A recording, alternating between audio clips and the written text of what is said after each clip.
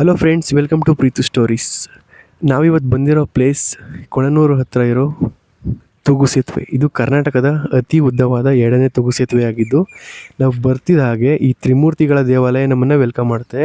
ಇದೊಂದು ಪಾರ್ಕ್ ಆಗಿದೆ. ಈ ಪಾರ್ಕ್ನ ತೋರಿಸೋಣ ಅಂದರೆ ಇದು ಕ್ಲೋಸ್ ಆಗಿದೆ. ನಾವು ಬಂದಿರೋ ಟೈಮ್ ತುಂಬ ಲೇಟ್ ಆಗಿದೆ, ಅದಕ್ಕಾಗಿ ಬನ್ನಿ ಮುಂದೆ ಹೋಗೋಣ. ಬನ್ನಿ ಫ್ರೆಂಡ್ಸ್, ಇವಾಗ ಮುಂದೆ ಹೋಗೋಣ. ಇದ್ರ ಪಕ್ಕದಲ್ಲೇ ಆಂಜನೇಯ ಸ್ವಾಮಿ ದೇವಸ್ಥಾನ ಇದೆ. ನಾವೀಗ ಮುಂದೆ ಹೋಗ್ತಾ ಒಂದು ಇನ್ಸಿಡೆಂಟ್ ನಡೀತು. ಅದೇನು ಹೇಳ್ತೀನಿ ಅಂದರೆ, ಇಬ್ಬರು ಲವರ್ಸ್ಗಳು ನಮ್ಮ ಕ್ಯಾಮ್ರಾ ನೋಡಿ ವಾಪಸ್ ಹೊಡೋಗ್ಬಿಟ್ರು. ಪಾಪ ನಾವು ಅವ್ರಿಗೇನು ತೊಂದರೆ ಕೊಟ್ಟಿಲ್ಲ. ಆದರೆ ಯಾಕೆ ಈ ಥರ ಇಲ್ಲಿ ಕಾಲೇಜೆಲ್ಲ ಬಂಕ್ ಮಾಡಿ ಈ ಪ್ಲೇಸ್ಗಳಿಗೆ ಬರ್ತಾರೋ ಒಂದು ಗೊತ್ತಿಲ್ಲ ಫ್ರೆಂಡ್ಸ್. ಅವ್ರನ್ನ ನೋಡಿ ನಂಗೆ ಏನು ಅನ್ನಿಸ್ತಪ್ಪ ಅಂದರೆ, ಅಪ್ಪ ಅಮ್ಮ ಕಷ್ಟಪಟ್ಟು ನನ್ನ ಮಕ್ಕಳನ್ನ ವಿದ್ಯಾವಂತರಾಗಿ ಮಾಡಬೇಕು ಅಂತ ಕಾಲೇಜಿಗೆ ಕಳಿಸ್ತಾರೆ. ಆದರೆ ಅವರು ಅದನ್ನ ಅಡ್ವಾಂಟೇಜಾಗಿ ತಗೊಂಡು ಕಾಲೇಜ್ನ ಬಂಕ್ ಮಾಡಿ ಈ ಥರ ಪಬ್ಲಿಕ್ ಪ್ಲೇಸ್ಗಳಿಗೆಲ್ಲ ಬಂದು ತೊಂದರೆ ಕೊಡ್ತಿರ್ತಾರೆ. ಅದು ಮಾಡೋದು ತಪ್ಪೋ ಸರಿನಾ ಅಂತ ನೀವೇ ಕಮೆಂಟ್ ಮಾಡಿ. ಈ ತೂಗು ಸೇತುವೆ ವಿಶೇಷತೆ ಏನಪ್ಪ ಅಂದರೆ, ಇದು ಕರ್ನಾಟಕದ ವಿಶಾಲವಾದ 2ನೇ ತೂಗು ಸೇತುವೆಯಾಗಿ ಹೊರಹೊಮ್ಮಿದೆ. ಇದರ ವಿಸ್ತೀರ್ಣ ಸುಮಾರು 196 ಮೀಟರ್ ಇದೆ. ಈ ಹ್ಯಾಂಗಿಂಗ್ ಬ್ರಿಡ್ಜ್ ಲೊಕೇಟ್ ಆಗಿರೋದು ಬಂದು ಕೊಣನೂರು, ರಾಮನಾಥಪುರ ಬಳಿಯ ಕೊಣನೂರು. ಬನ್ನಿ ಮುಂದೆ ಹೋಗೋಣ. ನೀವಿಲ್ಲಿ ನೋಡ್ತಿರ್ಬೋದು, ಫಿಶಿಂಗ್ ಮಾಡ್ತಿದ್ದಾರೆ, ಮೀನು ಹಿಡಿತಿದ್ದಾರೆ.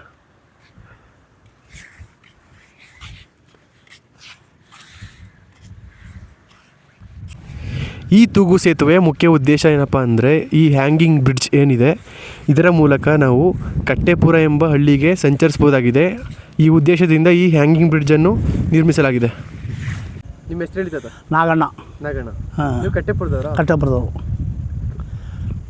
ಮತ್ತು ನಿಮ್ಮ ಹೆಸರೇನು, ನೀವು ಯಾವರು? ಈ ಬ್ರಿಡ್ಜ್ ಕಟ್ಟೋದ್ರಿಂದ ನಿಮ್ಗೆ ಏನು ಉಪಯೋಗ ಐತೈತೆ? ನಾವು ಕಟ್ಟೆಪುರ, ನಾವು ಆರ್ಕೋಡ್ ತಾಲೂಕು ಕೊಣ್ಣೂರು ಹೋಬಳಿ ಕಟ್ಟೆಪುರ ನಮ್ಮದು. ನಾವು ಬ್ರಿಡ್ಜ್ ಕಟ್ಟಿರೋದೇನು ಅಂದರೆ, ಆವತ್ತಿನ ಕಾಲದಿಂದ ನಾವು ಇಲ್ಲಿ ಕಟ್ಟೆ ಮೇಲೆ ನಡೆದಾಡ್ತಿದ್ದೋ. ಇಲ್ಲಿ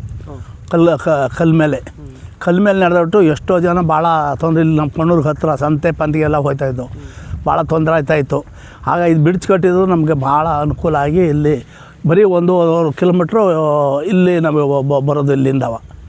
ಆಗ ಬಳಸ್ಕೊಂಬರ್ಬೇಕಾಯ್ತು. 7-8 ಕಿಲೋಮೀಟ್ರ್ 10 ಕಿಲೋಮೀಟ್ರ್ ಆಯ್ತದೆ ಇಲ್ಲಿ ಕೊಣ್ಣೂರಿಗೆ, ನಮ್ಮ ಊರಿಂದ ಇಲ್ಲಿ ಬರ್ಬೇಕಾರೆ. ಈ ಬ್ರಿಡ್ಜ್ ಕಟ್ಟಿರೋದ್ರಿಂದ ನಿಮಗೆ ಎಷ್ಟು ಕಿಲೋಮೀಟ್ರ್ ಉಳಿತಾಯ ಆಗುತ್ತೆ? ನಮ್ಗೆ 10 ಕಿಲೋಮೀಟ್ರ್ ಉಳಿತಾಯ ಆಗುತ್ತೆ. 10 ಕಿಲೋಮೀಟ್ರ್ ಉಳಿಸ್ಬೋದು? ಉಳಿಸ್ಬೋದು. ಬೈಕಿಗೆ ಬಳಸ್ಕೊಂಬರೋದಾದರೆ. ಇಲ್ಲ ಹಾಗಾದ್ರೆ 1.5 ಕಿಲೋಮೀಟ್ರು ನಾವು ಕೊಣ್ಣೂರು ಹೋಗ್ತೀವಿ.